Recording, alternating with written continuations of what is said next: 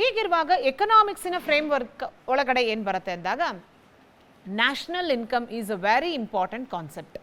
ಹೇಗೆ ಅಂತಂದರೆ ಅದರಲ್ಲಿ ಬರುವಂಥ ಕಾನ್ಸೆಪ್ಟ್ಸ್ ಏನು, ಇವತ್ತು GDP ಹೇಗಿದೆ, ನ್ಯಾಷನಲ್ ಇನ್ಕಮ್ ಮೆಷರ್ಮೆಂಟ್ ಯಾವ ಯಾವ ವಿಧಾನದಲ್ಲಿ ಭಾರತದಲ್ಲಿದೆ, ನ್ಯಾಷನಲ್ ಇನ್ಕಮ್ ಕ್ಯಾಲ್ಕುಲೇಷನ್ ಮಾಡೋ ಸಂಸ್ಥೆ ಯಾವುದು, ನ್ಯಾಷನಲ್ ಇನ್ಕಮ್ಗಿಂತ ಮುಂಚೆ ಏನು ಮಾಪನವನ್ನು ಮಾಡ್ತಾಯಿದ್ರು, after taking national income after 1990 what are the other parameters to measure economic development. ಇದು ಒಂದು ಕಾನ್ಸೆಪ್ಟ್. ಹಾಗೆ GDP ಅಂದರೆ ಏನು, GNP ಅಂದರೆ ಏನು, ನೆಟ್ ನ್ಯಾಷನಲ್ ಪ್ರಾಡಕ್ಟ್ ಅಂದರೆ ಏನು, ಪರ್ ಕ್ಯಾಪಿಟಾ ಇನ್ಕಮ್ ಅಂದರೆ ಏನು. ಒಂದು ನ್ಯಾಷನಲ್ ಇನ್ಕಮ್ ಅಷ್ಟೇ, ಅದರಲ್ಲಿ ಬರುವಂಥ ಇವೆಲ್ಲ ಚಿಕ್ಕ ಚಿಕ್ಕ ಅಂಶಗಳನ್ನು ಅದರಲ್ಲಿ ಯಾವುದಾದ್ರೂ ನಿಮಗೆ ಪ್ರಶ್ನೆಗಳನ್ನು ಕೇಳ್ಬೋದು.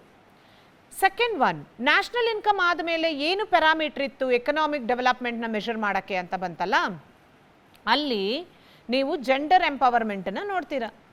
Where India stands, which country stands first in gender empowerment, gender development index alli Bharata ellide, which country stands first, which country is in the last, where is Pakistan, where is China. ಈ ಕೆಲವು ಕಂಟ್ರಿಗಳನ್ನು ನೀವು ಪ್ಯಾರಾಮೀಟರ್ಸ್ನ ನೋಡಬೇಕು.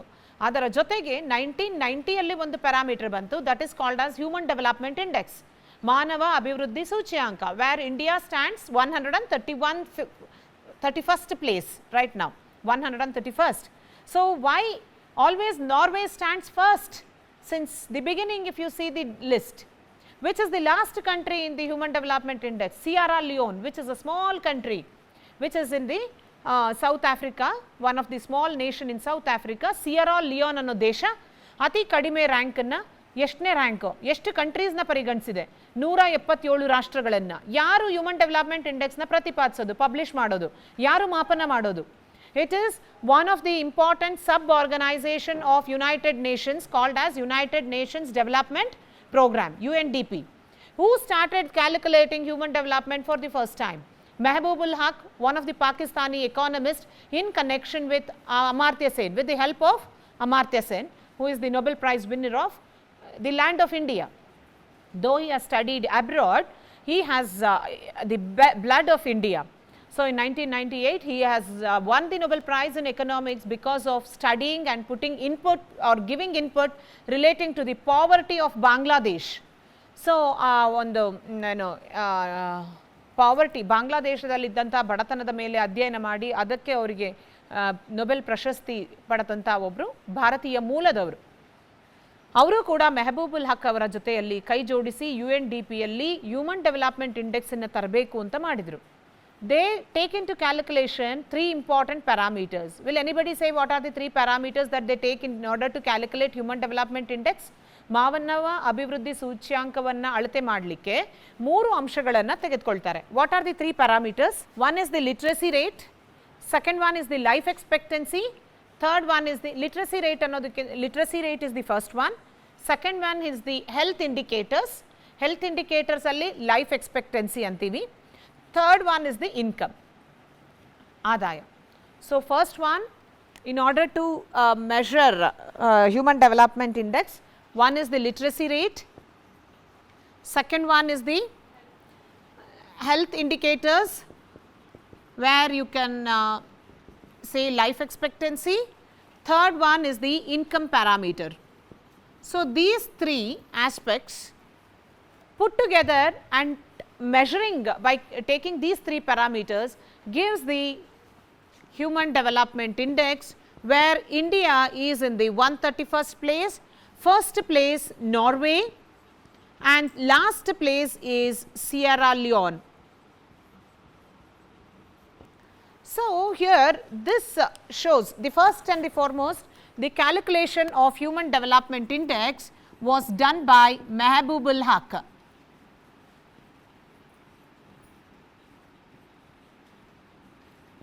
And he started bringing, and UNDP, one of the sub branch of United Nations Development Program, publishes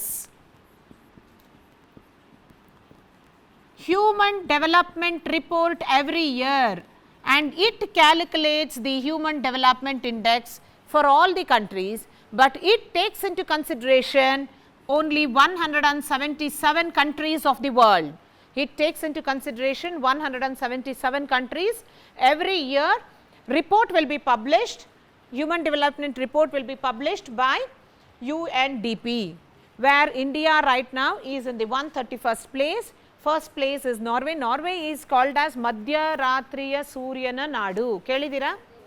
ಅದೇ ಸೂರ್ಯನ ನಾಡು, ಸೂರ್ಯ ಉದಯಿಸುವ ನಾಡು. Okay, fine, let me correct it. ಸೂರ್ಯನ ನಾಡು ಅಥವಾ ಸೂರ್ಯ ಉದಯಿಸುವ. Why it is called as that? See the globe, when you look into the globe, which is in the top place? Norway. Almost Norway tutta tudiyallide. The sun, when it rotates, it comes at the midnight. Midnight alli ಆಗಿರುವಾಗ 12 ಗಂಟೆಗೆ ಸೂರ್ಯ ಉದಯ ಆಗುತ್ತೆ. ಇಲ್ಲಿ ನಮ್ಮಲ್ಲಿ 5:30ಗೆ ಒಂದೊಂದ್ಸಲಿ ಸೂರ್ಯ ಹುಟ್ಟುತ್ತಾನೆ, ನೋಡಿರಬಹುದು. ಒಂದೊಂದ್ಸಲಿ 6:15, 6:15, 6:10 ಅಂತ ಹೇಳಿ ಆಗ್ತಾ ಇರ್ತಾರೆ. It depends on the rotation of the sun. So ನಮ್ಮಲ್ಲಿ 5:30ಗೆ ಕೆಲವೊಂದ್ಸಲಿ ಬೆಳಗಾಗುತ್ತೆ, 5:15 ಆಗುತ್ತೆ. But in the Norway the sun rises at 12 o'clock or 1 o'clock midnight.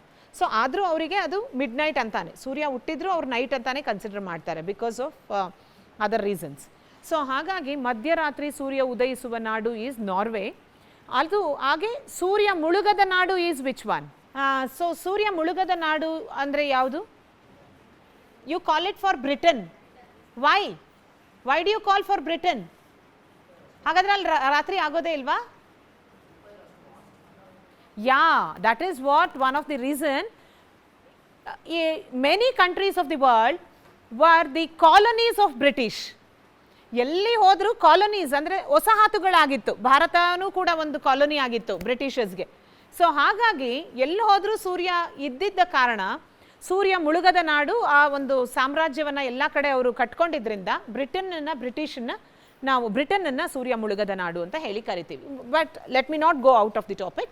So ಇದು ಹ್ಯೂಮನ್ ಡೆವಲಪ್ಮೆಂಟ್ ಇಂಡೆಕ್ಸನ್ನು ನಾವು ಹೇಳ್ತೀವಿ. But this is one parameter. After national income they took it in to consideration for measuring economic development.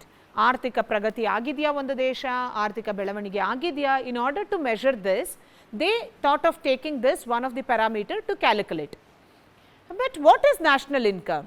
ನಾನು ಎಷ್ಟೋ ಜನ ಸ್ಟೂಡೆಂಟ್ಸ್ನ ಕೇಳಿದಾಗ they just say it is the national income is the final value of all goods and services produced in a country in a given period of time. But it is a wrong answer. I don't accept it as national income. I say national income may ಬೇರೆ concept, GNP ನೇ ಬೇರೆ concept. GNP is one concept or component that comes under national income. ಹೌದಲ್ವಾ? GNP ಅಂತ ಕೇಳಿದ್ದೀರಾ, GDP ಅಂತ ಕೇಳ್ತಾ ಇರ್ತೀರಾ. GDP rate ಇವತ್ತು ಶೇಕಡವಾರು 9, ಶೇಕಡವಾರು 11ರಷ್ಟು ಗುರಿ ಇಟ್ಕೋಬೇಕು. All these have you heard of? Every day if you look in to the newspaper, ಅದರಲ್ಲಿ ತುಂಬ ಫೋಕಸ್ಡ್ ಆಗಿ ಕೇಳೋದು GDP ದರ ಅಂತ ಕೇಳ್ತಾರೆ. ನಿರುದ್ಯೋಗ ಸಮಸ್ಯೆ, ಬಡತನ ಎಷ್ಟು ಪ್ರಮಾಣ, ಹಾಗೆ ರೇಪೋ ದರ, ರಿವರ್ಸ್ ರೇಪೋ ದರ, ಬಡ್ಡಿ ದರ, ಬ್ಯಾಂಕಿನ ಬಡ್ಡಿ ದರ, ಇನ್ಫ್ಲೇಷನ್ ದರ. See these are the important concept that you come across every day in the newspaper. But before going in to these concept you should know what is repo rate, what is reverse repo rate, what is the bank rate policy, what is open rate operation, what is the statutory liquidity ratio, all these concepts, inflation. So ತುಂಬ ಚಿಕ್ಕ ಚಿಕ್ಕ ಅಂಶಗಳು. But ಎಕ್ಸಾಮಿನೇಷನಿಗೆ ಬಂದಾಗ 4 option ಕೊಟ್ಟಾಗ ಇದನ್ನೇ ಕೇಳಿದ್ನಲ್ಲ ಅನ್ನೋ ಗೊಂದಲಕ್ಕೆ ಒಳಗಾಗಬಾರ್ದು ಅಂದಾಗ you should be more perfect while understanding the concept. You know what is human development index. See here they have taken only 3 parameters ಅಂತ ಹೇಳಿದೆ.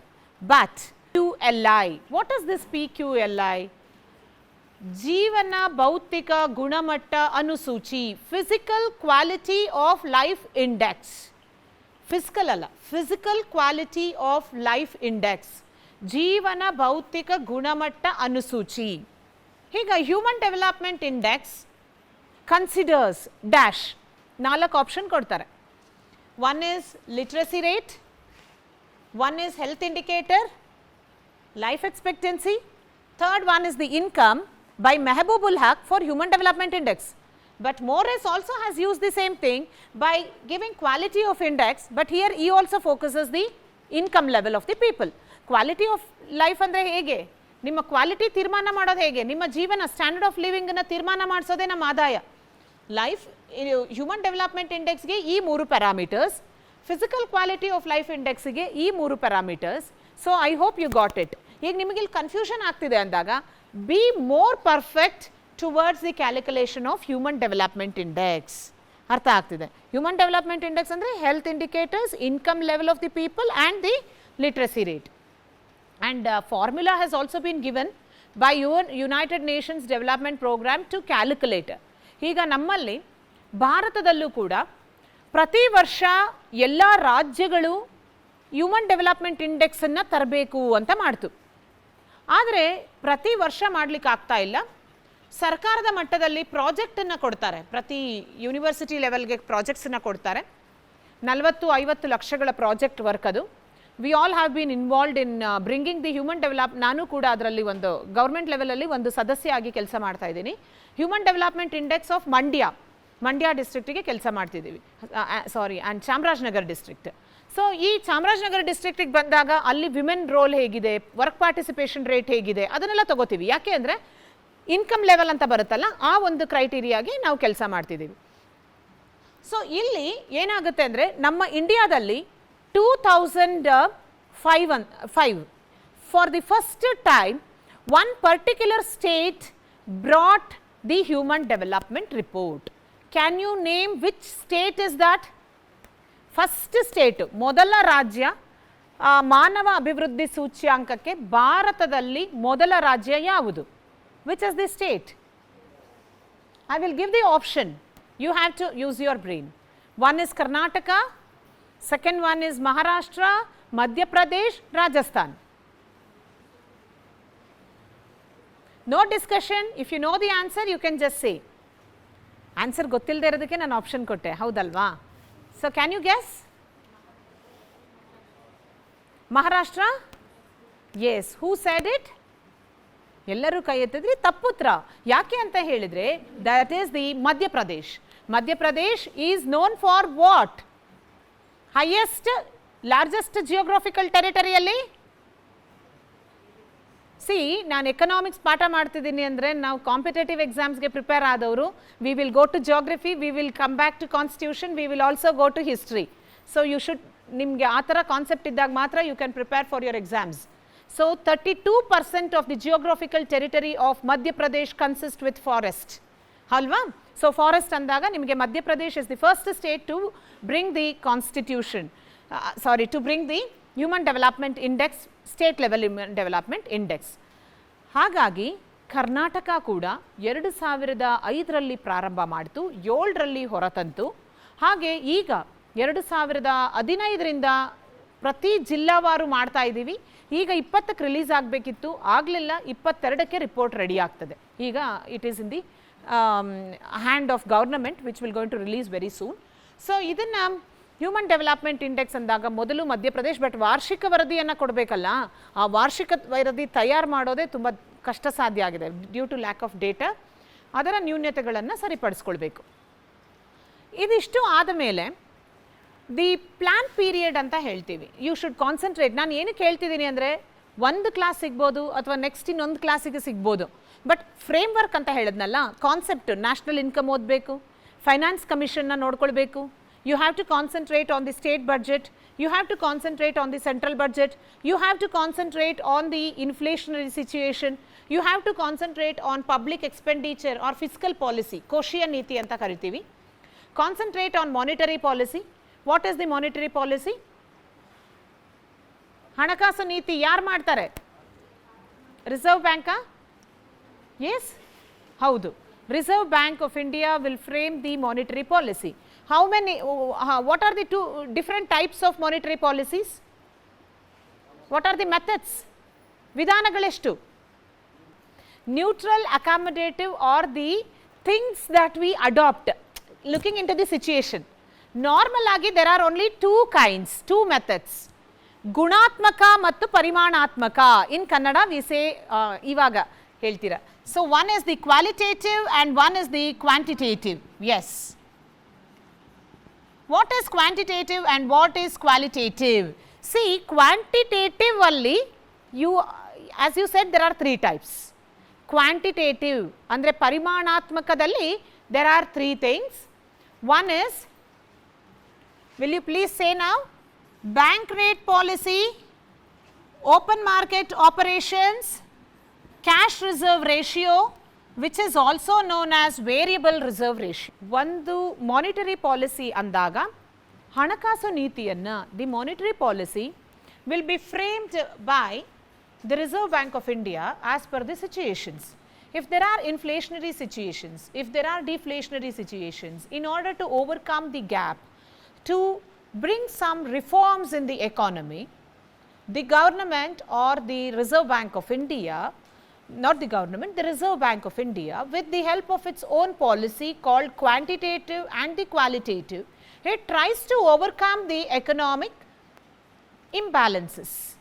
Take for example, if there is a higher rate of moral ethics, ಒಂದು oral ಆಗಿ ಹೇಳುವಂಥದ್ದು, ಆ ರೀತಿ ಹೇಳೋದು qualitative ಆಗಿ ಕೆಲವೊಂದಷ್ಟು ಅಂಶಗಳನ್ನು ಸರ್ಕಾರ ಅದರ ರಿಸರ್ವ್ ಬ್ಯಾಂಕ್ ಆಫ್ ಇಂಡಿಯಾ ಇಟ್ಕೊಂಡಿರುತ್ತೆ, ಅದನ್ನು ಗುಣಾತ್ಮಕವಾದದ್ದು ಅಂತೀವಿ. ಆದರೆ ಪರಿಮಾಣಾತ್ಮಕವಾದದ್ದು ಕ್ವಾಂಟಿಟೇಟಿವ್ ಅಂತ ಬಂದಾಗ it takes a strong decisions.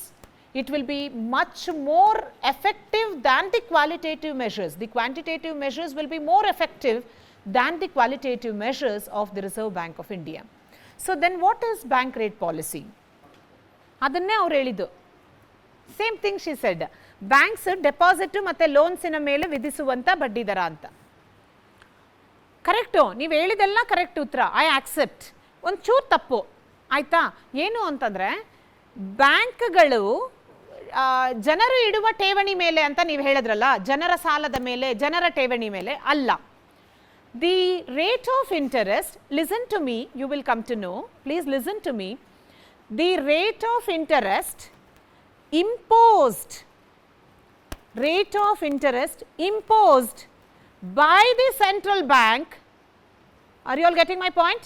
The rate of interest imposed by the central bank on the loans and the deposits of the commercial banks. Hope you got it. The rate of interest imposed by the central bank on the loans and the deposits of the commercial banks. ಕೇಂದ್ರ ಸರ್ಕಾರ ವಾಣಿಜ್ಯ ಬ್ಯಾಂಕ್ಗಳ ಸಾಲ ಮತ್ತು ಠೇವಣಿಯ ಮೇಲೆ ವಿಧಿಸುವಂಥ ಬಡ್ಡಿ ದರವನ್ನು ಬ್ಯಾಂಕಿನ ಬಡ್ಡಿ ದರ ಅಂತ ಕರೀತಾರೆ. Hope you got it. Shall we proceed? Everybody got this point? So what is the present rate of bank rate? ನೀವು ಅಲ್ಲಲ್ಲೇ ಉತ್ತರ ಹೇಳ್ಕೊಂಡ್ರೆ ಏನೋ ಮೇಡಮ್ ತಿಂಡಿ ಆಯ್ತಾ ಅಂದಂಗೆ ಕೇಳಿಸುತ್ತೆ. Be little bit louder. ಒಬ್ಳು ಇಷ್ಟು ಜನ ಕೇಳಿಸ್ತಿದೆ ಅಂದರೆ ನೀವಿನ್ನೂ you are still enthusiastic, you should be more, right? Very good my dear friends. 7.6 ಇದು ನಮ್ಮ ಬ್ಯಾಂಕ್ ಕೊಡೋದು. Don't get it confuse. ಬ್ಯಾಂಕಲ್ಲಿ ನೀವು ನೋಡಿರ್ತೀರಲ್ಲ 3 ವರ್ಷಕ್ಕೆ 5 ವರ್ಷಕ್ಕೆ, ಇದಲ್ಲ ನಾನು ಹೇಳಿದ್ದು. ಕೇಂದ್ರ bank, reserve bank of India ವಾಣಿಜ್ಯ ಬ್ಯಾಂಕ್ಗಳ ಸಾಲ ಮತ್ತು ಠೇವಣಿಯ ಮೇಲೆ, ಅದು ಎಲ್ಲ ವಾಣಿಜ್ಯ ಬ್ಯಾಂಕ್ಗಳಿಗೂ ಸೇಮ್ ಇರುತ್ತೆ.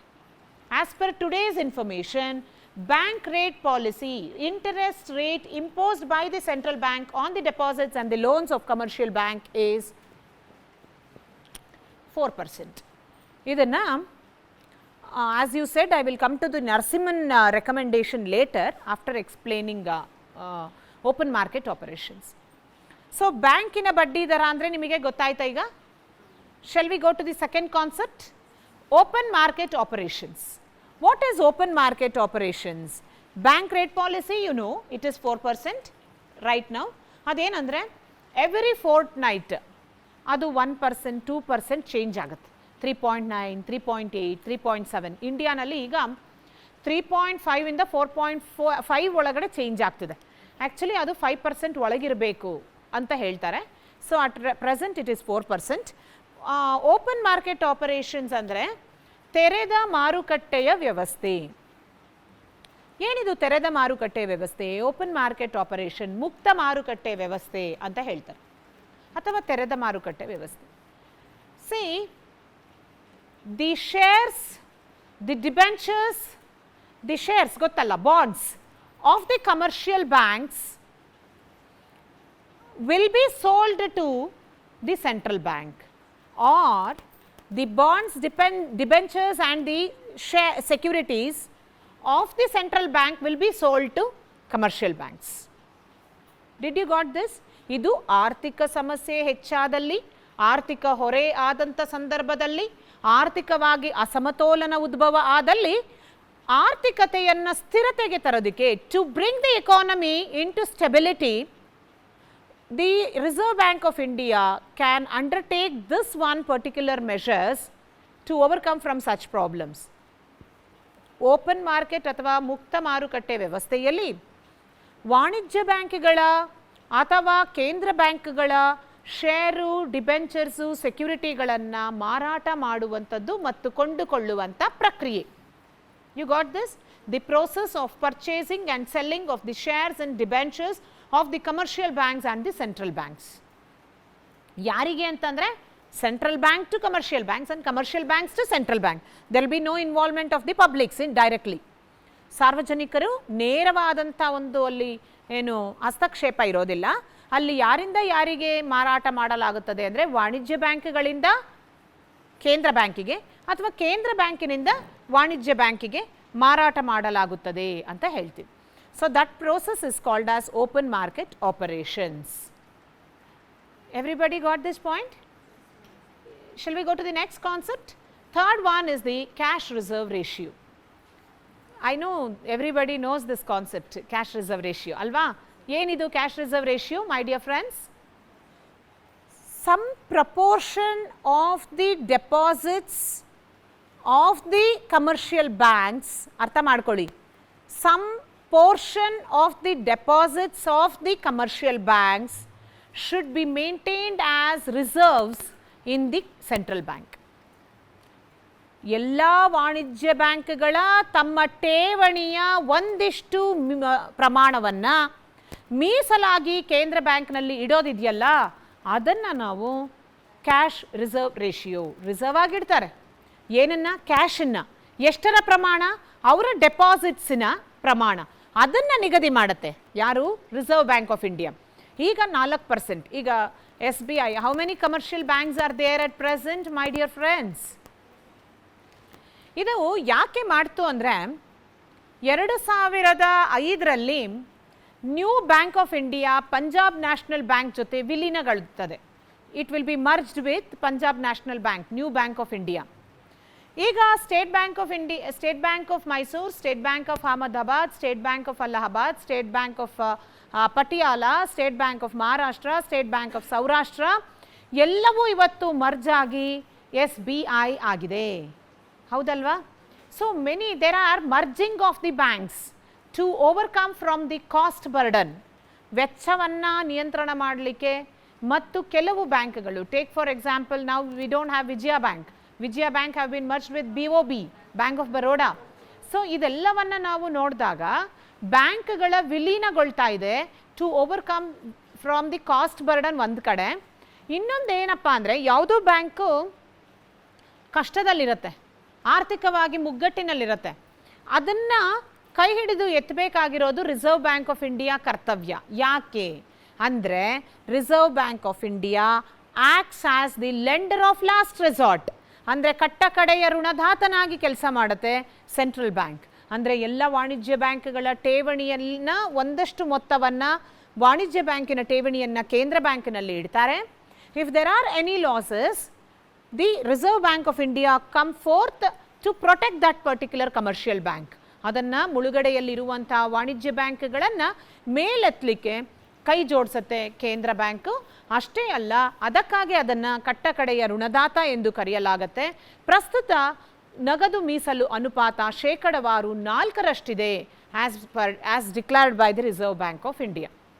I hope you got this.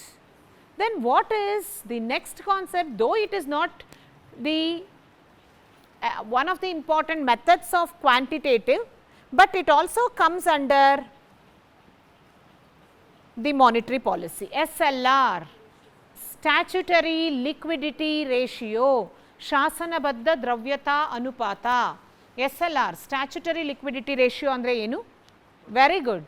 So banks will maintain some proportion of its deposits in its own premises.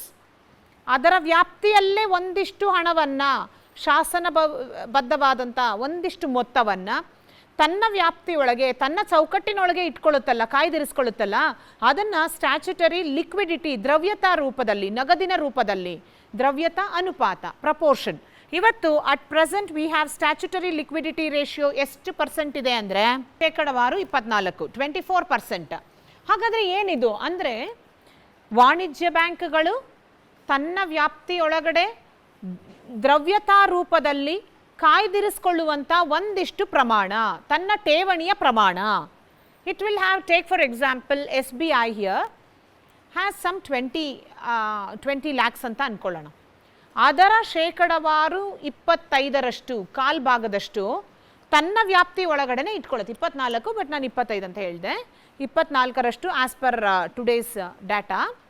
ಏನಕ್ಕೆ ತನ್ನ ವ್ಯಾಪ್ತಿಯಲ್ಲಿ ಇಟ್ಕೊಳ್ಳುತ್ತೆ ಅಂದರೆ, ಯಾರೋ ಒಬ್ಬರು ಫಿಕ್ಸೆಡ್ ಡೆಪಾಸಿಟನ್ನು 5 ವರ್ಷಕ್ಕೆ ಮಾಡಿರ್ತಾರೆ. ಕಾರಣಾಂತರವಾಗಿ ನನಗೆ ಯಾವುದೇ ಬಡ್ಡಿಯ ಒಂದು ಲಾಭ ಬೇಡ, ನನಗೆ ನನ್ನ ಹಣ ವಾಪಸ್ ಬೇಕು ಅಂತ ಏನೋ ಒಂದು 5 ವರ್ಷಕ್ಕೆ ಇಟ್ಟಿರೋರು ಒಂದೇ ವರ್ಷಕ್ಕೆ ವಾಪಸ್ ಬರ್ತಾರೆ. But bank should be in a position to repay their deposit. ಹಲವಾರು ಈ ರೀತಿ ಸಮಸ್ಯೆಗಳನ್ನು, ತಾಂತ್ರಿಕ ಸಮಸ್ಯೆಯನ್ನು ನಿವಾರಿಸೋದಕ್ಕೆ it will maintain 24% of its deposit within its own premises to retain its name, to fulfill the desires of its customer. Hope you got it? That is called as statutory liquidity ratio. How does it, how it will solve the problem of inflationary or economic disturbances? What is inflation? See, as James Keynes, who can be called as father of modern economics. Father of economics is Adam Smith. Father of modern economics ಅಂದರೆ 1936ರಲ್ಲಿ ಅಥವಾ 29ರಲ್ಲಿ there was Great Depression in America and it affected the entire economy of the world. Then a person by name James Keynes, John Maynard Keynes, will emerge on the screen with his famous book General Theory, ಸಾಮಾನ್ಯ ಸಿದ್ಧಾಂತ. Economics ಓದಿರೋರಿಗೆ ಗೊತ್ತಿರುತ್ತೆ ಅದು ಪುಸ್ತಕ. And he criticizes the views of all the classical economists and he brings his own assumptions and thoughts. That is why he is called as the father of modern economics. ಅವರ ಪುಸ್ತಕ ಸಾಮಾನ್ಯ ಸಿದ್ಧಾಂತ, general theory of employment, income and interest ಅಂತ ಸಂಪೂರ್ಣ ಬುಕ್ಕಿನ ಹೆಸರು. General theory of employment, interest and income. ಆ ಪುಸ್ತಕದಲ್ಲಿ ಅವ್ರು ಹೇಳ್ತಾರೆ, any economy, any country requires inflation. Mild inflation is required for an economy. ಎಲ್ಲ ದೇಶಕ್ಕೂ, ಆರ್ಥಿಕ ವ್ಯವಸ್ಥೆಗೂ ಹಣದುಬ್ಬರ ಅನ್ನೋದು ಬೇಕೇ ಬೇಕು. ಆದರೆ ಎಷ್ಟರ ಪ್ರಮಾಣ ಅಂತ ಹೇಳಿಲ್ಲ, ಹಣದುಬ್ಬರ ಬೇಕು ಅಂತ ಹೇಳ್ತಾರೆ. ಅಂದರೆ ಬೆಲೆ ಅಧಿಕವಾಗಿದ್ದರೆ ತಾನೇ ಉತ್ಪಾದಕರು ಮುಂದೆ ಬರ್ತಾರೆ, ಆಗ ಉತ್ಪಾದನೆ ಆಗುತ್ತೆ, ಸರಕುಗಳ ಪೂರೈಕೆ ಆಗುತ್ತೆ, ಆ ಉತ್ಪಾದನೆಯಲ್ಲಿ ತೊಡಗಿರುವಂಥ ಜನರಿಗೆ ಉದ್ಯೋಗಾವಕಾಶಗಳು ಸಿಗುತ್ತೆ, ಉದ್ಯೋಗ ಸಿಕ್ಕಾಗ ಅವರಿಗೆ ಆದಾಯ ಸಿಗುತ್ತೆ, ಕೊಂಡುಕೊಳ್ಳುವಂಥ ಸಾಮರ್ಥ್ಯ ಹೆಚ್ಚಾಗುತ್ತೆ. So for any economy there is need of inflation, but ಅದರ ಒಂದು ಲಿಮಿಟನ್ನು ಕ್ರಾಸ್ ಮಾಡಬಾರ್ದು, ಹೌದಲ್ಲ? ಸೊ ಹಾಗಾಗಿ ಇವತ್ತು ಪ್ರಸ್ತುತ ಭಾರತದಲ್ಲಿ ಹಣದುಬ್ಬರ ತಲೆ ದೂಗಿದೆ, mainly because of rise in 3 important prices. ನಾನು ಅದನ್ನೊಂದು ಆರ್ಟಿಕಲ್ ಕೂಡ ಬರೆದಿದ್ದೀನಿ, ಎಣ್ಣೆ ದುಬಾರಿ ಎಣ್ಣೆ ಅಂತ. So all the 3 oils have gone high. So here, so ಇಲ್ಲಿ ಇನ್ಫ್ಲೇಷನ್ ಅಂತ ಹೇಳಿದಾಗ ಇಂಡಿಯಾದಲ್ಲಿ ಇವತ್ತು urban inflation and rural inflation, ಗ್ರಾಮೀಣ ಭಾಗದಲ್ಲಿ ಇವತ್ತು 6%, ನಗರ ಭಾಗದಲ್ಲಿ 7% ಇವತ್ತು ಇದೆ. ಬಟ್ ಇದು ಯಾವಾಗಲೂ 3% ಹೆಚ್ಚಾದರೆ it is dangerous to the economy. 3% ದಾಟಿದರೆ ಆರ್ಥಿಕವಾಗಿ ಅದು ಎಲ್ಲೋ ಒಂದಷ್ಟು ತನ್ನದೇ ಆದಂಥ ಸಮಸ್ಯೆಯನ್ನು ಬೀರುತ್ತೆ. ಇನ್ಫ್ಲೇಷನ್ ಅಂತ ಅರ್ಬನ್ನಲ್ಲಿ ಮತ್ತು ನಗರ ಪ್ರದೇಶ ಮತ್ತು ಗ್ರಾಮೀಣ ಭಾಗದಲ್ಲೂ ಕೂಡ ಇವತ್ತು ಕಾಡ್ತಿರುವಂಥ ಸಮಸ್ಯೆ ಆಗಿದೆ. See, there are rise in the petroleum products, right? Petroleum products rise ಆಯಿತು ಅಂದಾಗ ಏನಾಗುತ್ತೆ? ಸಾರಿಗೆ ವ್ಯವಸ್ಥೆ, ಎಲ್ಲ ಸಾಮಗ್ರಿಗಳನ್ನು ಮಾರುಕಟ್ಟೆಗೆ ಕೊಂಡೊಯ್ಯೋದು, ವೆಹಿಕಲ್ಸ್, ಪೆಟ್ರೋಲಿಯಮ್ಮು ಮತ್ತು ಡೀಸೆಲ್ ರೇಟ್ ಜಾಸ್ತಿ ಆದರೆ ದಿನನಿತ್ಯದಲ್ಲಿ ಬಳಸುವಂಥ ಎಲ್ಲ ಸರಕುಗಳ ಮೇಲೂ ಕೂಡ ಬೆಲೆ ಹೆಚ್ಚಾಗುತ್ತೆ. ಹಾಗೆ ಇವತ್ತು ನಮಗೆ ಉಕ್ರೇನ್ ಮತ್ತು ರಷ್ಯಾ ಯುದ್ಧ ಆಯಿತು. ಉಕ್ರೇನ್ ಮತ್ತು ರಷ್ಯಾ ಯುದ್ಧದಿಂದ 70% ಆಫ್ ದಿ ಎಡಿಬಲ್ ಆಯಿಲ್, ಖಾದ್ಯ ತೈಲವನ್ನು ನಾವು ಅಲ್ಲಿಂದ ಉಕ್ರೇನಿಂದ ತರಿಸ್ಕೊಳ್ತಾ ಇದ್ವಿ. ಯುದ್ಧ ಆದ ಮೇಲೆ ಸಂದರ್ಭದಲ್ಲಿ we are inclined towards Russia ಅನ್ನೋದು ಎಲ್ರಿಗೂ ಗೊತ್ತಿದೆ. ಸೊ ಅಲ್ಲಿಯ ಶೇಕಡವಾರು 70ರಷ್ಟು ಬರ್ತಿದ್ದಂಥ ನಮ್ಮ ಆಮದು ಖಾದ್ಯ ತೈಲ ನಿಂತೋಯ್ತು. ಮನೆಯಲ್ಲಿ ಅಡುಗೆ ಇಲ್ಲದೆ ಇದ್ದರೆ ಒಗ್ಗರಣೆನೂ ಹಾಕೋಕ್ಕಾಗಲ್ಲ, ಡಯಟ್ ಮಾಡಿದ್ರೆ ಒಗ್ಗರಣೆ ಬೇಕಲ್ಲ ಸಾಂಬಾರು. ಸೊ ಎರಡನೇದು ಏನಂದರೆ ಬೀದಿ ಬದಿಯಲ್ಲಿ ಫಾಸ್ಟ್ ಫುಡ್ನವರು ಬೆಳಗ್ಗೆ ಎದ್ರೆ ಡಿಪೆಂಡ್ ಆಗೋದೇ ಖಾದ್ಯ ತೈಲ. ಹೋಟೆಲ್ ಉದ್ಯಮ ಇಟ್ ಈಸ್ ಅ ಫ್ಲಾರಿಶಿಂಗ್. ಯಾಕೆ ಅಂದರೆ ನಮ್ಮ state domestic G D P ಅಂತ ಹೇಳ್ತೀವಿ, gross state domestic G D P, domestic product, state G D P ಇದೆಯಲ್ಲ, ಅದಕ್ಕೆ ಬರೋದೇ ಹೋಟೆಲ್ ಉದ್ಯಮ ಕೂಡ ಒಂದು, ಹೋಟೆಲ್ ಸರ್ವಿಸಸ್. ಅದಕ್ಕೆ ಏನಾಯಿತು, ಇಲ್ಲಿ ಪ್ರೈಸ್ ಹೆಚ್ಚಾಯಿತು. ಅದರ ಜೊತೆಯಲ್ಲಿ ಮೊನ್ನೆ ತಾನೇ ರಿಲೀಸ್ ಆಗಿರುವಂಥ ಜಿ ಎಸ್ ಟಿ ಪಟ್ಟಿ. ಸೊ ಇದೆಲ್ಲವೂ ಏನಾಗುತ್ತೆ, ಖಾದ್ಯ ತೈಲ, ಎಡಿಬಲ್ ಆಯಿಲ್ ಒಂದು ಕಡೆ, and even there is price rise in the alcohol, right? All the three oils, the price level have gone high, and these two, every day it is having impact on the general public, which is resulting in reduction of value of money due to rise in the prices. ಬೆಲೆಯಲ್ಲಿ ಅಧಿಕ ಆಗ್ತಿರೋದ್ರಿಂದ ಹಣದ ಮೌಲ್ಯ ಕುಸಿತ ಆಗ್ತಾ ಇದೆ. ಇದರಿಂದ inflation ಅಥವಾ ಹಣದುಬ್ಬರದ ಪ್ರಮಾಣ ಹೆಚ್ಚಾಗ್ತಿದೆ. So the best example we can say that 1 kg ಅಕ್ಕಿಗೆ 100 ರೂಪಾಯಿ ಇದೆ ಅಂತ ಭಾವಿಸೋಣ, ಜಸ್ಟ್ ಅಸಂಪ್ಷನ್. ಈಗ ನೀವು 100 ರೂಪಾಯಿ ಕೊಟ್ಟರೆ ಎಷ್ಟು ದಿನ ಕೊಂಡ್ಕೋಬೋದು ಈಗ ಅಂಗಡಿಗೆ ಹೋಗಿ? As per our information example 1 kg ಅಕ್ಕಿ ಸಿಗತ್ತೆ.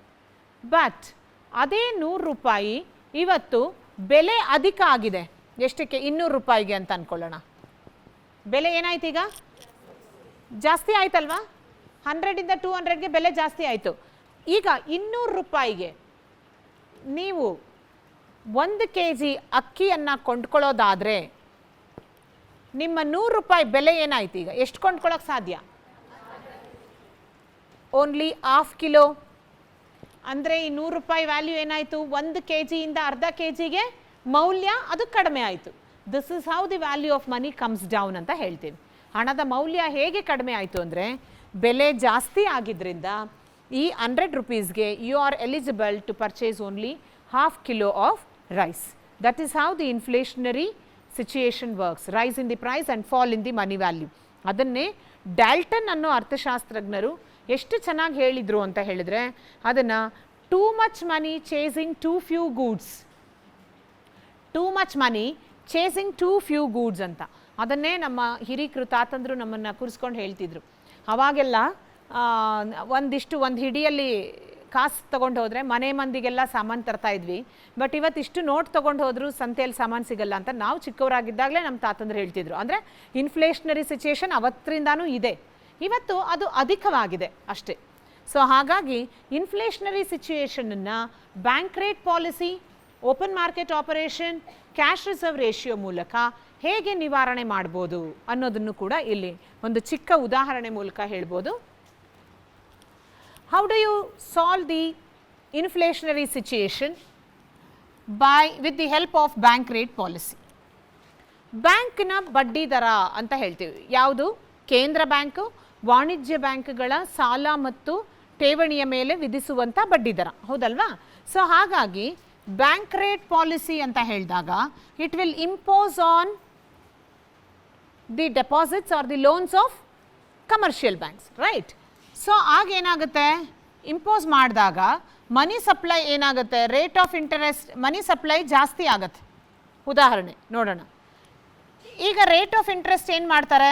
ಕಡಿಮೆ ಮಾಡ್ತಾರೆ. When there is decrease in the rate of interest, what happens? ಈಗ ಈ ಒಂದು ರೇಟ್ ಆಫ್ ಇಂಟ್ರೆಸ್ಟ್ ಕಡಿಮೆ ಮಾಡಿದಾಗ ಜನರು ಉಳಿತಾಯ ಜಾಸ್ತಿ ಮಾಡ್ತಾರಾ, ಸಾಲನ ಜಾಸ್ತಿ ತಗೋತಾರ?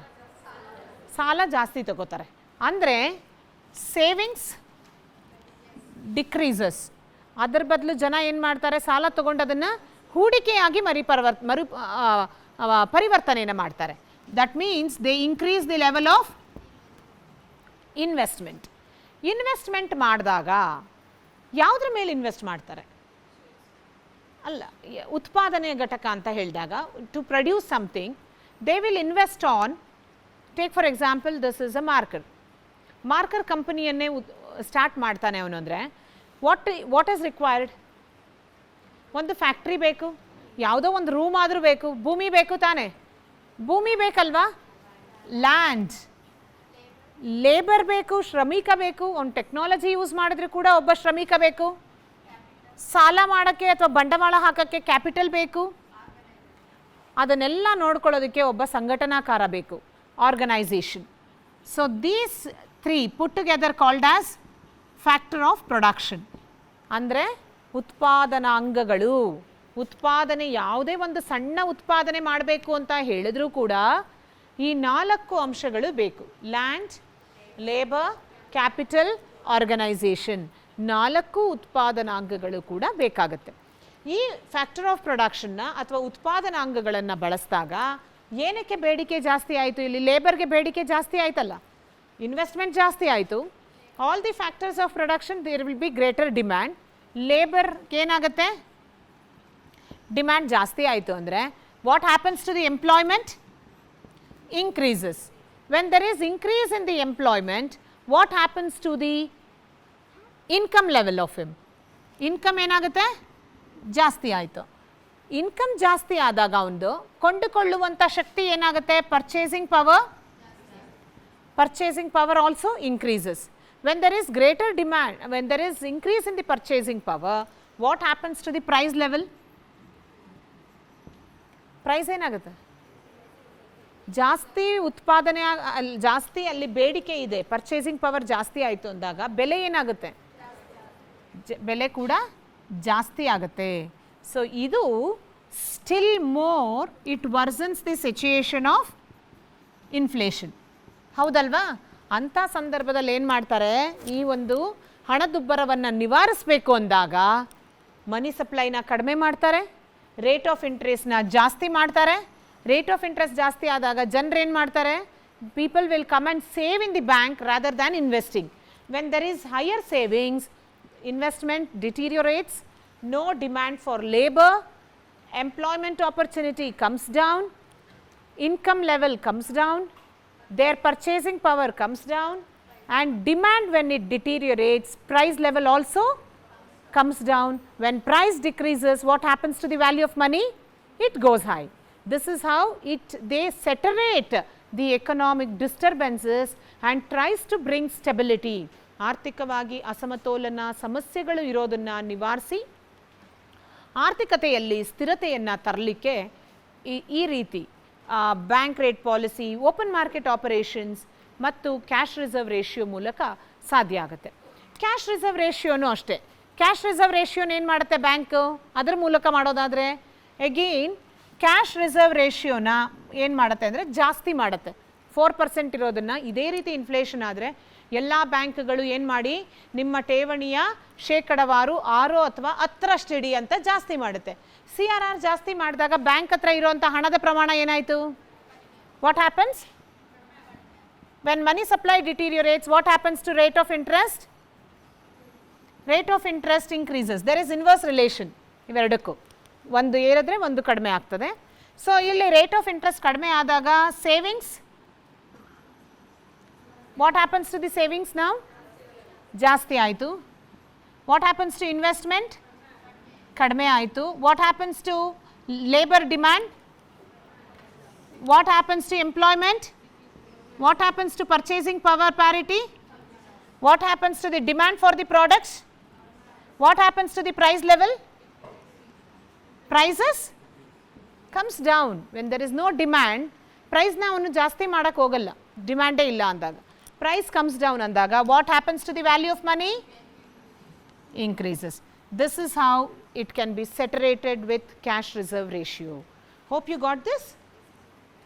So these are the concepts. ಸಣ್ಣ ಸಣ್ಣ ಕಾನ್ಸೆಪ್ಟ್ ಆದ್ರೂ ನಿಮಗೆ ಇದ್ರ ಬಗ್ಗೆ ಕ್ಲಾರಿಟಿ, ಮೀನಿಂಗಲ್ಲಿ ಕಾನ್ಸೆಪ್ಟ್ಸಲ್ಲಿ ಕ್ಲಾರಿಟಿ ಇದ್ದಾಗ ನಿಮ್ಗೆ ಯಾವುದೇ ಆಪ್ಷನ್ ಕೊಟ್ಟಾಗಲೂ ಆನ್ಸರನ್ನು ಮಾಡಲಿಕ್ಕೆ ಅನುಕೂಲ ಆಗುತ್ತೆ. The next concept after inflation is plan period. First 5-year plan to 12th 5-year plan. So do you have plan now? ಪಂಚವಾರ್ಷಿಕ ಯೋಜನೆಗಳು. 1947ರಲ್ಲಿ ಭಾರತ ಸ್ವತಂತ್ರ ಆದ ದಿನದಿಂದ 2017ರವರೆಗೂ ಕೂಡ we had a plan. Now we don't have plan, we have Niti Ayoga than the Planning Commission, right? So we don't have plans, 5-year plans. We have short term goals, we have some strategies, we have some targets, we have some objectives. ಉದ್ದೇಶಗಳು ಬೇರೆ, ತಾಂತ್ರಿಕತೆನೇ ಬೇರೆ, ಈ ಯೋಜನೆ ಪಂಚವಾರ್ಷಿಕ ಯೋಜನೆಯೇ ಬೇರೆ. Don't get it confused. 1947ರಿಂದ ಆದರೂ ಕೂಡ ಮೊದಲನೇ ಪಂಚವಾರ್ಷಿಕ ಯೋಜನೆ ಬಂದಿದ್ದು, the first 5-year plan began in the year 1951. It was there up to 1956. It concentrated more on, ಅಂದರೆ the priority was on agricultural sector. ಯಾಕೆ ಅಂದರೆ ಸ್ವಾತಂತ್ರ್ಯ ಬಂದಾಗ ಹೆಚ್ಚಿನ ಜನರು, ಶೇಕಡವಾರು 60ರಷ್ಟು ಜನರು ಕೃಷಿ ಮೇಲೆ ಅವಲಂಬಿತರಾಗಿದ್ದರು. ಕೃಷಿ ಪ್ರಧಾನ ರಾಷ್ಟ್ರವಾಗಿದ್ದ ಭಾರತಕ್ಕೆ ಆದ್ಯತೆಯನ್ನು ಕೊಟ್ಟಿದ್ದೇ ಕೃಷಿಗಾಗಿ. ನೀವು ಏನು ತಿಳ್ಕೋಬೇಕು ಅಂದರೆ, ಪ್ಲ್ಯಾನ್ ಪೀರಿಯಡ್ ತಿಳ್ಕೋಬೇಕು, ಯಾವುದಕ್ಕೆ ಆದ್ಯತೆ ಕೊಟ್ಟರು ಅನ್ನೋದನ್ನು ತಿಳ್ಕೋಬೇಕಾಗುತ್ತೆ. All the 12 5-year plans, you can just make down a list. First 5-year plan, period and importance, ಅದನ್ನು ನೀವು ತಿಳ್ಕೊಂಡ್ರೆ you will come to know. And what is NITI Aayog, ಇದಿಷ್ಟನ್ನು ನಾನು ಇವತ್ತು I think I will finish with this. 1951 to 1956, first 5-year plan concentrated on agriculture. ಅಂದರೆ ಆಗ ತಾನೇ ಎಲ್ಲರೂ ಕೃಷಿಗೆ ಅವಲಂಬಿತರಾಗಿದ್ದರು. ಹೆಚ್ಚಿನ ಜನ, more than 60%, they concentrated on agriculture for their livelihood. And the second 5-year plan, which is also known as ಮಹಲ್ನೋಬಿಸ್ model. ಮಹಲ್ನೋಬಿಸ್ ಅಂತ ಅರ್ಥಶಾಸ್ತ್ರಜ್ಞರು ಎರಡನೇ ಪಂಚವಾರ್ಷಿಕ ಯೋಜನೆಯಲ್ಲಿ ಬೃಹತ್ ಕೈಗಾರಿಕೆಗಳನ್ನು ತರಬೇಕು ಇಡೀ ದೇಶಾದ್ಯಂತ. ಕೃಷಿನ ಇಟ್ಕೊಂಡು ದೇಶವನ್ನು ನಾವು ಅಭಿವೃದ್ಧಿಗೊಳಿಸೋಕೆ ಸಾಧ್ಯ ಇಲ್ಲ. We have to give much more priority and importance to the secondary sector or the industrial sector ಅಂತ ಹೇಳಿ, ಸೆಕೆಂಡರಿ ಸೆಕ್ಟಾರ್ ಅಥವಾ ದ್ವಿತೀಯ ವಲಯಕ್ಕೂ ಕೂಡ ಆದ್ಯತೆಯನ್ನು ಕೊಟ್ಟರು. ಆದರೆ ಬೃಹತ್ ಕೈಗಾರಿಕೆಗಳಿಗೆ ಆಗ ಆದ್ಯತೆ ಕೊಟ್ಟರು. Second 5-year plan, which starts from 1956 to second 5-year plan concentrated on industries. ಸೊ ಆ ಟೈಮಲ್ಲೇ ಅನಿಸುತ್ತೆ ಬೃಹತ್ ಕೈಗಾರಿಕೆಗಳು ಜಾಸ್ತಿ ಬಂದಿದ್ದು. See here, TISCO, IISCO, BISCO, DISCO, RISCO. What is this? Tata iron and steel company, Indian iron and steel company, Bokaro iron and steel company, Durgapur iron and steel company, Rourkela iron and steel company. ನಾವು ಇದನ್ನೆಲ್ಲ ಒಂದಷ್ಟು clues ಇಟ್ಕೊಂಡು competitive ಎಕ್ಸಾಮ್ಸ್ಗೆ prepare ಆಗ್ತಾ ಇದ್ವಿ. ಟಿಸ್ಕೋ, ಇಸ್ಕೋ, ಮಿಸ್ಕೋ, ಬಿಸ್ಕೋ, ರಿಸ್ಕೋ, disco ಎಲ್ಲ ಹೇಳ್ತಿದ್ವಿ. ಹಾಗೆ ಯಾರು ಯಾರಿಗೆ ಫೈನಾನ್ಷಿಯಲ್ ಅಸಿಸ್ಟೆನ್ಸ್ ಕೊಟ್ಟರು ಅನ್ನೋದಕ್ಕೂ you should know some of the, ಏನಾದರೂ ಒಂದು ಕ್ಲೂ ಇಟ್ಕೊಂಡು ಓದಿದಾಗ ಮೆಮೊರಿ ಬಾಕ್ಸಲ್ಲಿ ಉಳಿಯುತ್ತೆ. See, GRBD, it is all related to second 5-year plan. ಇದೆಲ್ಲ ಅಂದರೆ ಇದನ್ನೆಲ್ಲ ನೀವು ಈ ಥರ ಪ್ಲ್ಯಾನ್ ಮಾಡಿಕೊಂಡು ಕಾಂಪಿಟೇಟಿವ್ ಎಕ್ಸಾಮ್ಸ್ಗೆ ಓದಿದಾಗ ನಿಮಗೆ ಜಾಸ್ತಿ ಬೈ ಹಾರ್ಟ್ ಮಾಡೋದಕ್ಕಿಂತ this will be there in your memory box. See here, ಏನಿದು GRBD ಅಂದರೆ? ಇದೊಂದು ಕ್ಲೂ ಏನಂದರೆ, ರೋಲ್ಕೆಲಾ ಐರನ್ ಆ್ಯಂಡ್ ಸ್ಟೀಲ್ ಕಂಪನಿಗೆ ಫೈನಾನ್ಷಿಯಲ್ ಅಸಿಸ್ಟೆನ್ಸ್ ನೀಡಿದ್ದು ಜರ್ಮನಿ. ಬೊಕ್ಯಾರೋ ಐರನ್ ಆ್ಯಂಡ್ ಸ್ಟೀಲ್ ಕಂಪನಿಗೆ ಫೈನಾನ್ಷಿಯಲ್ ಅಸಿಸ್ಟೆನ್ಸ್ ಕೊಟ್ಟಿದ್ದು Russia. Durgapur iron and steel ಕಂಪನಿಗೆ ಫೈನಾನ್ಷಿಯಲ್ ಅಸಿಸ್ಟೆನ್ಸ್ ಕೊಟ್ಟಿದ್ದು ಬ್ರಿಟನ್. ಸೊ ಈ ರೀತಿ ನೀವು ಯಾರ್ಯಾರು ಯಾರಿಗೆ ಹಣಕಾಸಿನ ನೆರವನ್ನು ಮಾಡಿದ್ರು, ದೊಡ್ಡ ದೊಡ್ಡ ಕೈಗಾರಿಕೆಗಳು, ಇವತ್ತು ನಾವು ಟಾಟಾ ಕಂಪನಿ ಎಲ್ಲ ಏನು ಹೇಳ್ತೀವಿ ಅದೆಲ್ಲ ಆ ಕಾಲದಲ್ಲಿ ಬಂದಿದ್ದು ಸೆಕೆಂಡ್ 5-year ಪ್ಲ್ಯಾನಲ್ಲಿ. ಅಂದರೆ ಮಹಲ್ನೋಬಿಸ್ ಅನ್ನೋ ಅರ್ಥಶಾಸ್ತ್ರಜ್ಞರು ಹೇಳಿದ್ದು, ಬೃಹತ್ ಕೈಗಾರಿಕೆಗಳಿಗೆ ಉತ್ತೇಜನವನ್ನು ನೀಡಿ, if you concentrate more on secondary sector or the large scale industry, that contributes to the economic development of India anta heli, in the second 5-year plan concentrated more on the industries. Third 5-year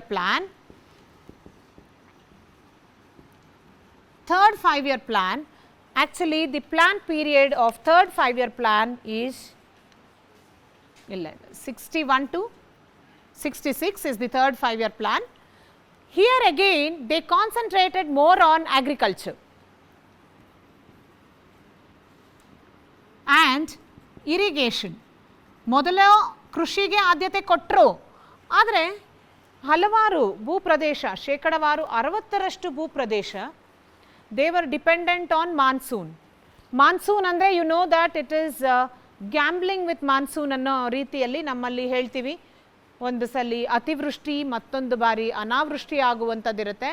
ಆ ಕಾರಣದಿಂದ let us give some privilege to the farmers to make use of artificial irrigation ಅಂತ ಹೇಳಿ ನೀರಾವರಿ ಸೌಲಭ್ಯಕ್ಕೂ ಕೂಡ 3ನೇ ಪಂಚವಾರ್ಷಿಕ ಯೋಜನೆಯಲ್ಲಿ ಆದ್ಯತೆಯನ್ನು ನೀಡಲಾಯಿತು.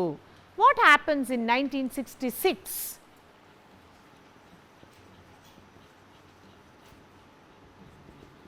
ಥರ್ಡ್ ಆನ್ಯುಯಲ್ ಪ್ಲ್ಯಾನ್ ಅಂತ ಕರೀತಾರೆ.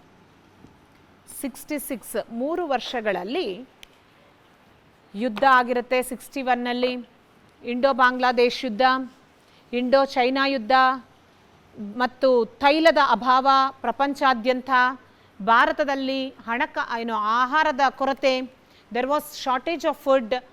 ಆ ಕಾರಣದಿಂದ ಅಮೇರಿಕಾಯಿಂದ PL 480 ಅನ್ನೋ ಸ್ಕೀಮ್ನಲ್ಲಿ ಭಾರತ ಆಹಾರ ಧಾನ್ಯವನ್ನು ಅಮೇರಿಕಾಯಿಂದ ತರಿಸ್ಕೊಳ್ಳುತ್ತೆ. ಆ ಸಂದರ್ಭದಲ್ಲಿ parthenium, pollen grains of the parthenium will be send along with the wheat from USA to India. ಅದನ್ನು ರೇಷನ್ನಿನ ಮೂಲಕ ನಮ್ಮ ಜನರಿಗೆ ಅದನ್ನು ನೀಡ್ತಾರೆ. ಆ ರೇಷನಲ್ಲಿ ಫಿಲ್ಟರ್ ಆಗಿ ಎಲ್ಲೆಲ್ಲೋ ನಮ್ಮ ಹೆಣ್ಮಕ್ಳು ಅದನ್ನು ಆರಿಸಿದಾಗ ಮನೆ ಮುಂದೆ ಪಾರ್ಥೇನಿಯಂ ಗಿಡ ಶುರು ಆಗುತ್ತೆ.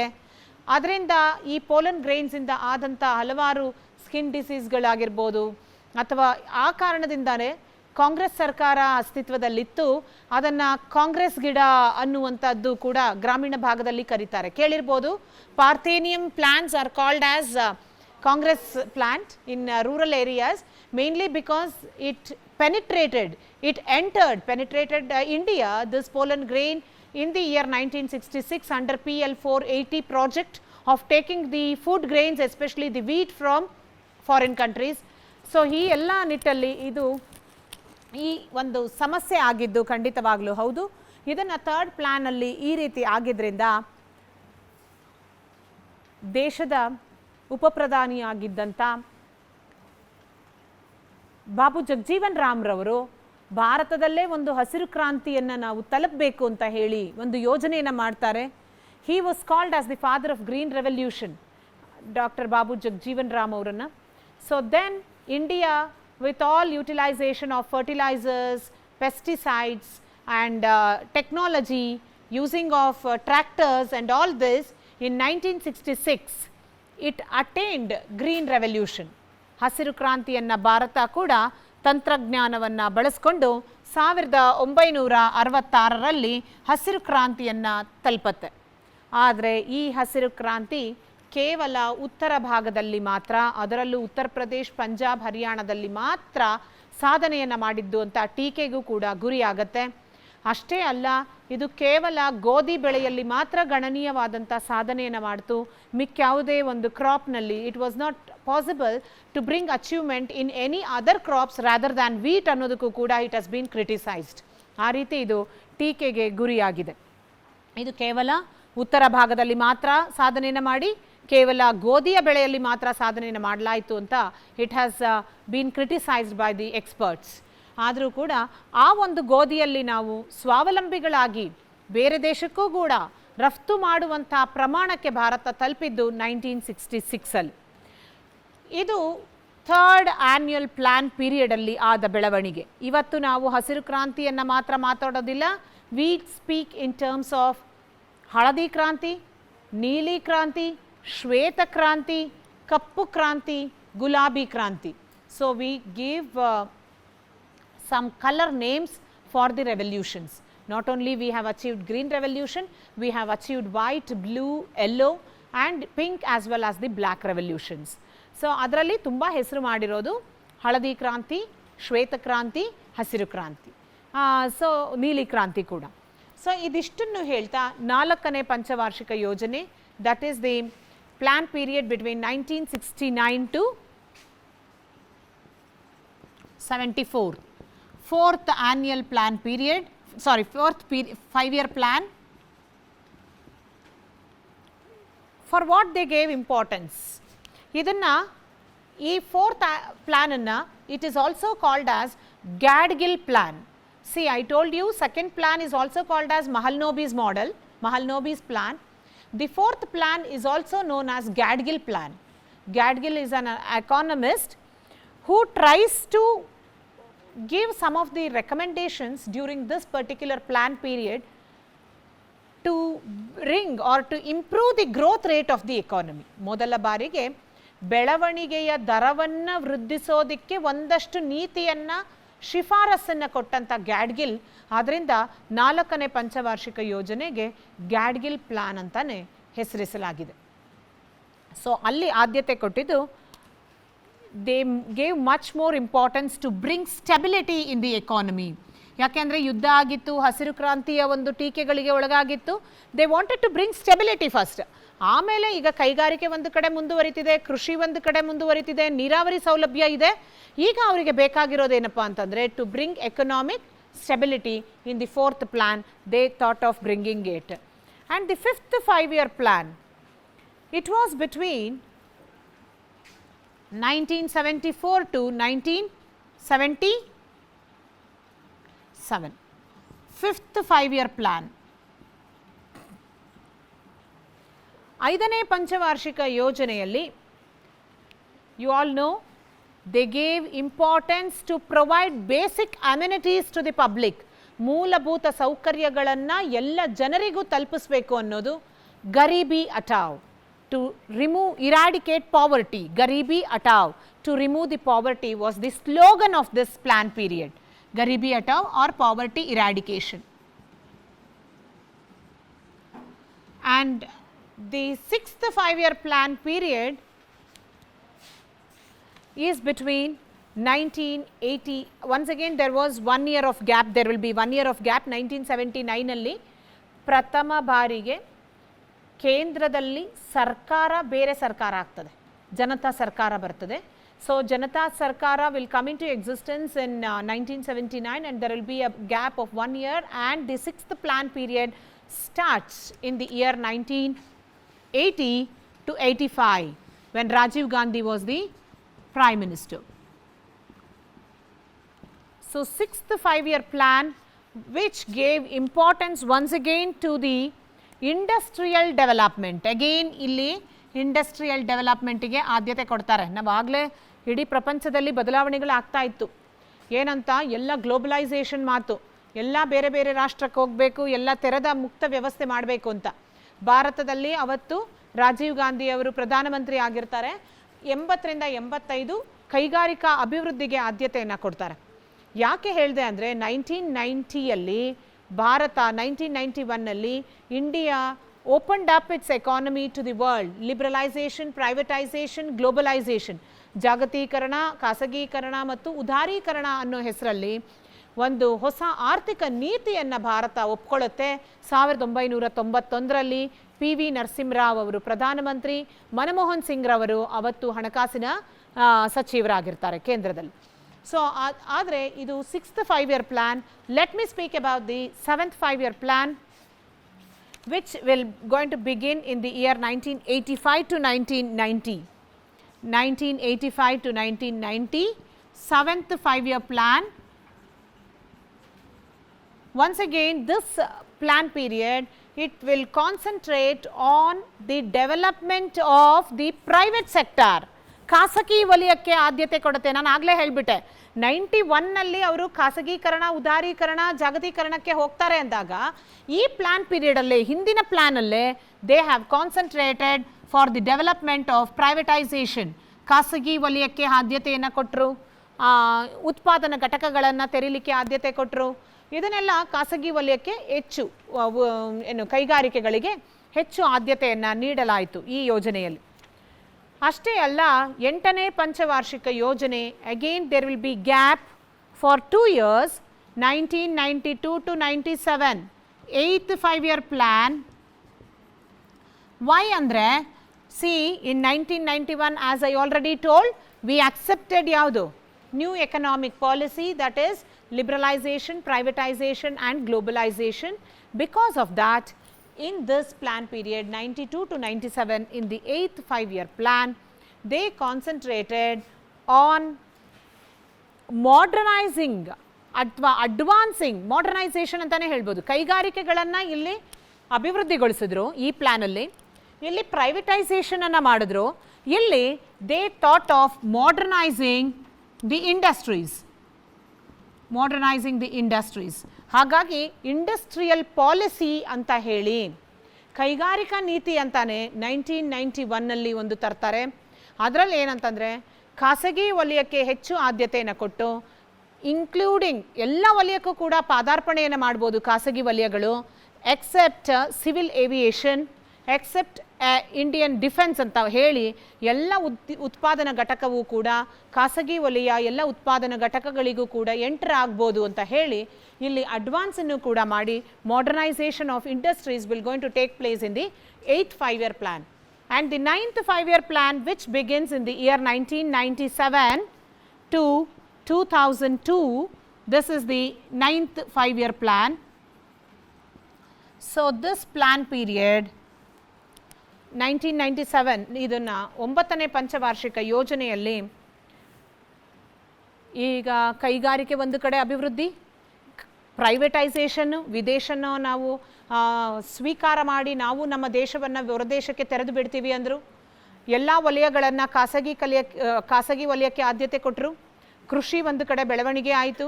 ಗರೀಬಿ ಹಟಾವ್, ಪಾವರ್ಟಿಯನ್ನು ಇರಾಡಿಕೇಷನ್ ಮಾಡಲಿಕ್ಕೆ ಎಲ್ಲ ಆಯಿತು. ಇಲ್ಲಿ ಏನು ಆದ್ಯತೆಯನ್ನು ಕೊಟ್ಟರು ಅಂದರೆ ಸಾಮಾಜಿಕ ನ್ಯಾಯ ಮತ್ತು ಸಮಾನತೆ, ಸಾಮಾಜಿಕ ನ್ಯಾಯ, ಸೋಷಿಯಲ್ ಜಸ್ಟಿಸ್ ಆ್ಯಂಡ್ ಈಕ್ವಾಲಿಟಿ, ಸಮಾನತೆ ಮತ್ತು ಸಾಮಾಜಿಕ ನ್ಯಾಯ ಅಂತ ಹೇಳಿದ್ರೆ ಅಲ್ಲಿ ಉದ್ಯೋಗವನ್ನು ಜನರಿಗೆ ಕೊಡೋದು, ಜನರಿಗೆ ಕುಡಿಯೋ ನೀರಿನ ವ್ಯವಸ್ಥೆಯನ್ನು ಮಾಡಿಕೊಡೋದು, ಅಥವಾ ವಿದ್ಯುತ್ ಶಕ್ತಿಯನ್ನು ಎಲ್ಲ ಗ್ರಾಮೀಣ ಭಾಗದವರು ಕೂಡ ಅಲ್ಲಿ ಫಲಾನುಭವಿಗಳಾಗಬೇಕು ಅನ್ನೋ ದೃಷ್ಟಿಯಲ್ಲಿ to make each and every individual the beneficiaries of the projects, programs of the government. They concentrated on equality. They wanted to eradicate poverty and to bring equality in the mainstream of the society. ಆ ನಿಟ್ಟಲ್ಲಿ 9ನೇ ಪಂಚವಾರ್ಷಿಕ ಯೋಜನೆ ಬಂತು. 10ನೇ ಪಂಚವಾರ್ಷಿಕ ಯೋಜನೆ 2002ರಿಂದ 2007ರಲ್ಲಿ 10ನೇ ಪಂಚವಾರ್ಷಿಕ ಯೋಜನೆ, the 10th 5-year plan, when Manmohan Singh was the Prime Minister. Vajpayee as well as Manmohan Singh comes between this period. When they were the Prime Minister, they concentrated on doubling the per capita income. Taladaya anta ಏನು ಕರಿತೀವಿ, the average income of the individuals of the country is called as the per capita income. Formula for calculating per capita income is national income divided by total population of a country. ಇವತ್ತು ಭಾರತದ ತಲಾದಾಯ ಎಷ್ಟಿದೆ? ಸರಾಸರಿ ತಲಾದಾಯ 1,24,000 ರೂಪಾಯಿ. ಯಾವ ರಾಜ್ಯ ಅಧಿಕವಾದಂಥ ತಲಾದಾಯವನ್ನು ಹೊಂದಿದೆ? ಹರಿಯಾಣ ರಾಜ್ಯ ಭಾರತದ ತಲಾದಾಯದಲ್ಲಿ ಅಧಿಕವಾದಂಥ ಫಸ್ಟ್ ಪ್ಲೇಸನ್ನು ಹೊಂದಿದೆ. ಕರ್ನಾಟಕದ ತಲಾದಾಯ ಸರಾಸರಿಯಾಗಿ ಎಷ್ಟಿದೆ? 1,44,000 ರೂಪಾಯಿ ಇದೆ. ತಲಾದಾಯ ಅಂತ ಬಂದ ತಕ್ಷಣ you should know these concepts.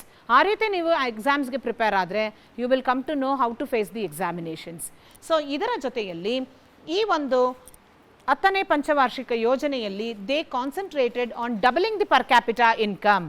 That is per capita ಇನ್ಕಮನ್ನು ದ್ವಿಗಣನೆಗೊಳಿಸಲು they mainly concentrated. And what is the next plan period is the 11th plan period, which started in the year 2007 to 2012.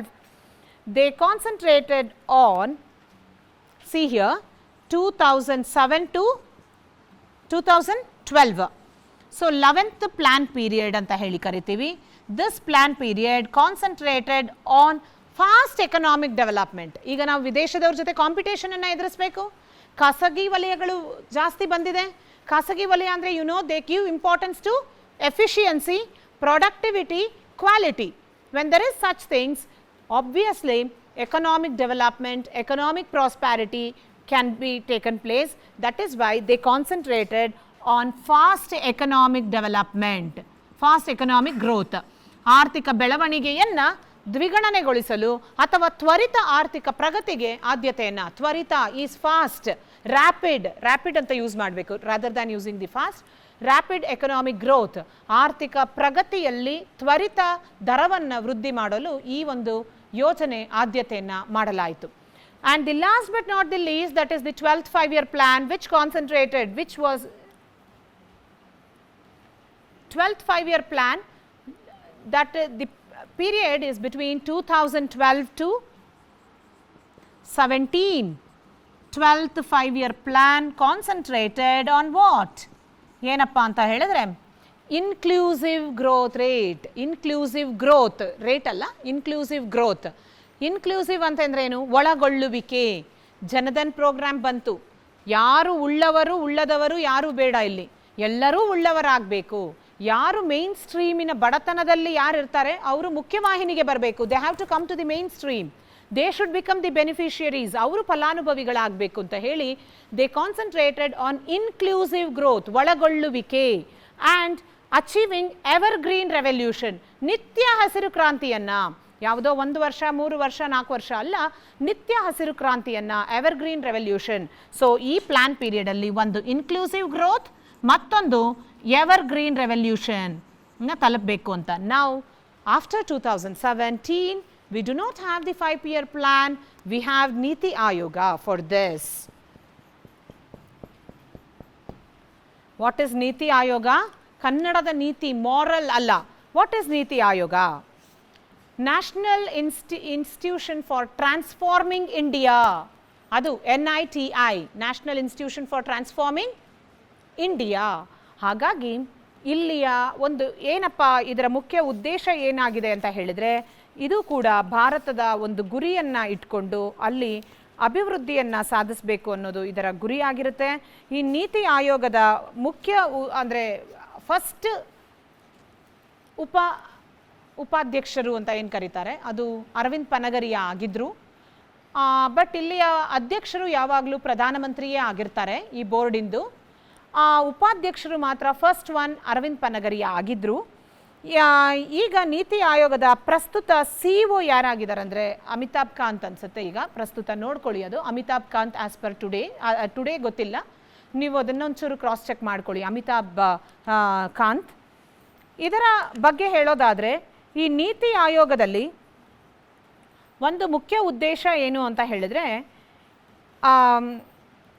Governing council ಅಂತ ಹೇಳಿ ಇಡೀ ಎಲ್ಲ ರಾಜ್ಯದ chief ಮಿನಿಸ್ಟರ್ಗಳು ಮತ್ತು union ಟೆರಿಟರಿಯ lieutenant ಜನರಲ್ಗಳು ಇಲ್ಲಿರ್ತಾರೆ.